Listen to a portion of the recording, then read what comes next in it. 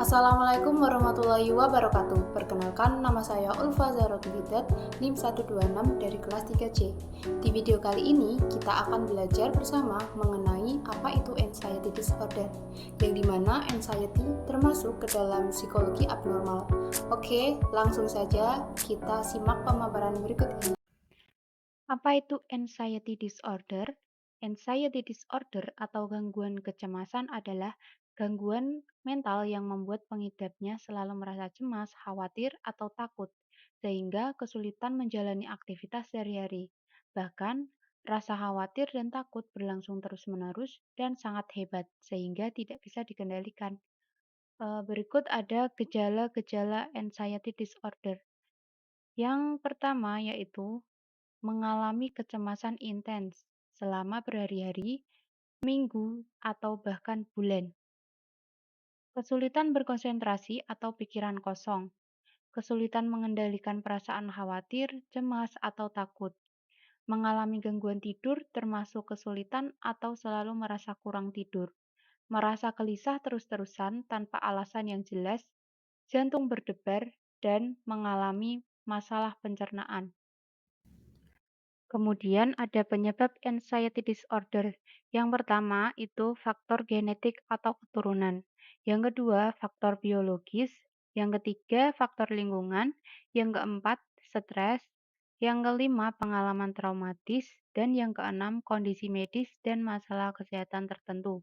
Seperti penyakit jantung, diabetes, dan kecanduan alkohol. Jenis-jenis anxiety disorder.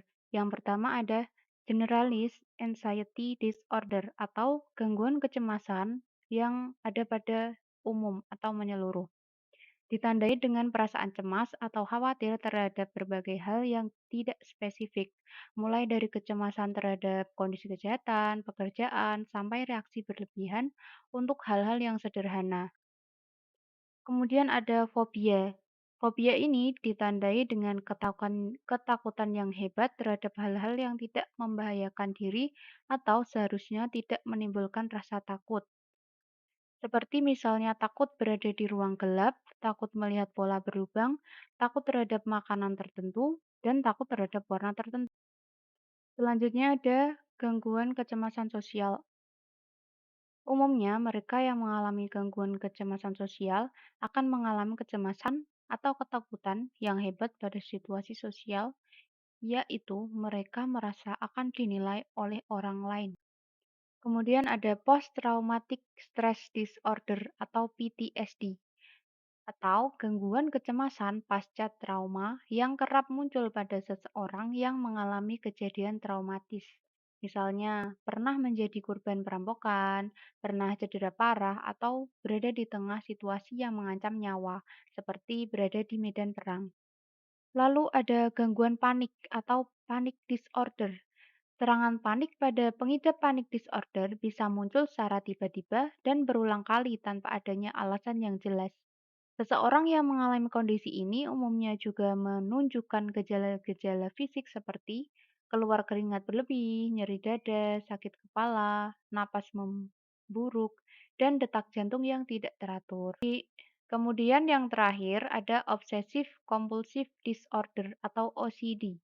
Adalah gangguan kecemasan yang ditandai dengan adanya pikiran obsesif terus-menerus dan perilaku berulang yang bertujuan meredakan pikiran obsesif tersebut. Misalnya, seperti sering mengulang mencuci tangan karena khawatir belum bersih. Adapun dampak anxiety disorder bagi kesehatan kita, yang pertama itu dapat mengganggu sistem syaraf pusat. Kecemasan jangka panjang dan serangan panik yang biasanya dialami oleh orang dengan gangguan kecemasan dapat menyebabkan otak melepaskan hormon secara teratur. Kondisi ini tuh dapat meningkatkan frekuensi munculnya gejala seperti sakit kepala, terus ada depresi juga. Selanjutnya, saat seseorang merasa cemas dan stres, otak itu membanjiri sistem syaraf dengan hormon dan bahan kimia yang dirancang untuk membantu kita merespon ancaman, seperti contoh hormon adrenalin dan kortisol. Paparan jangka panjang terhadap hormon stres dapat berbahaya bagi kesehatan fisik. Misalnya, paparan jangka panjang terhadap kortisol dapat berperan pada peningkatan berat badan. Kemudian yang kedua ada meningkatkan risiko penyakit kardiovaskular. Gangguan kecemasan dapat menyebabkan detak jantung itu meningkat, sehingga jantung itu berdebar dan ada nyeri dada juga. Nah, hal ini juga mungkin juga bisa berisiko tinggi mengalami tekanan darah tinggi dan penyakit jantung. Bila seseorang sudah mengidap penyakit jantung, maka gangguan kecemasan dapat meningkatkan resiko penyakit jantung koroner. Yang ketiga ada menyebabkan masalah pencernaan. Kecemasan juga bisa berpengaruh terhadap sistem ekskresi dan pencernaan kita. Saat merasa cemas, kita mungkin bisa mengalami sakit perut, mual, diare, dan masalah pencernaan lainnya. Tidak hanya itu, nafsu makan kita juga akan turun. Selanjutnya, anxiety disorder juga dapat melemahkan sistem imun tubuh kita. Kalau kita sering cemas dan stres, tubuh kita tidak pernah mendapatkan sinyal untuk kembali berfungsi normal. Hal ini dapat melemahkan sistem kekebalan tubuh kita, sehingga kita jadi mudah jatuh sakit dan rentan terinfeksi virus. Dan yang terakhir, menyebabkan masalah pernapasan. Kecemasan juga dapat membuat pernapasan menjadi cepat dan dangkal. Bila kita mengidap penyakit paru obstruktif kronik atau PPOK, kita juga bisa berisiko tinggi dirawat di rumah sakit akibat komplikasi terkait kecemasan. Selain itu, kecemasan juga bisa memperburuk gejala asma. Kemudian ada pengobatan anxiety disorder. Yang pertama ada psikoterapi. Ada beragam jenis psikoterapi, tapi yang paling sering digunakan untuk mengatasi anxiety disorder adalah terapi perilaku kognitif. Terapi ini berfokus pada hubungan antara masalah, pola pikir, dan perilaku klien. Klien juga akan diajak untuk menggali lebih dalam semua itu agar dapat membentuk kebiasaan baru untuk menghadapinya dengan lebih baik.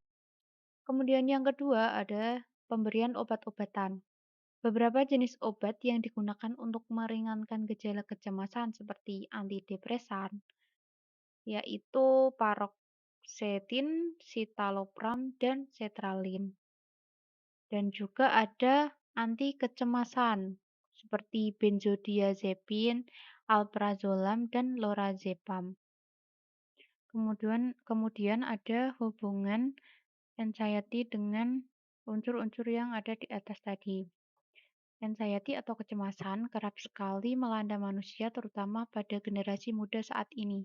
Setiap orang pasti pernah mengalami rasa cemas. Hal ini merupakan suatu bentuk emosi normal yang dialami oleh makhluk hidup.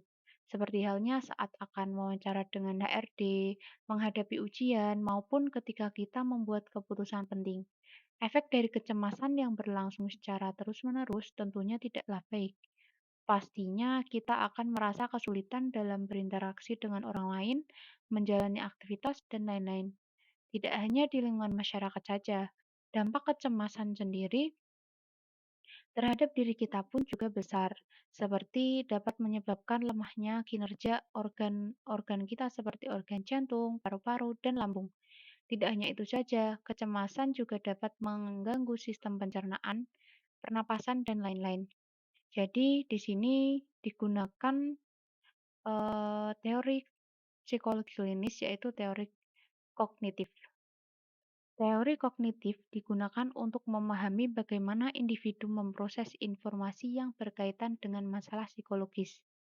Jadi teori di sini digunakan agar penderita tersebut sadar akan kesehatan mentalnya dari waktu ke waktu.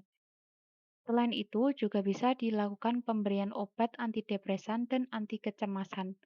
Perubahan dimulai dari diri sendiri. Untuk itu, pola hidup sehat seperti berhenti merokok, istirahat yang cukup, banyak tersenyum, dan olahraga yang rutin sangatlah diperlukan. Baik, cukup sekian dari saya. Kurang dan lebihnya mohon maaf. Wassalamualaikum warahmatullahi wabarakatuh.